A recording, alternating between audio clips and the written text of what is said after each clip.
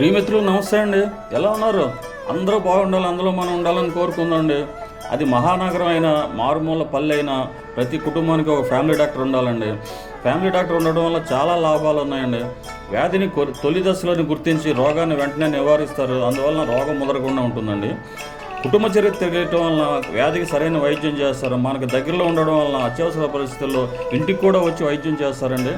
దానివల్ల వైద్యం వెంటనే అంది హాస్పిటల్కి వెళ్ళాల్సిన అవసరం ఉండదు. సన్నిహిత పరిచయం ఉండడం వల్ల శారీరక రోగాలనే కాక మానసిక సామాజిక సమస్యలను కూడా పరిష్కరించగలుగుతారు.